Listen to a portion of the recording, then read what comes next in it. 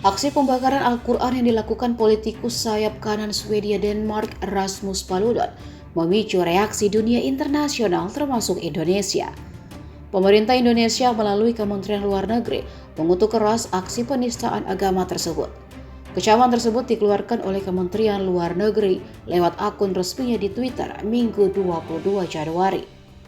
Paludan melakukan pembakaran Al-Quran di depan Kedutaan Besar Turki di Stockholm, Sabtu 21 Januari.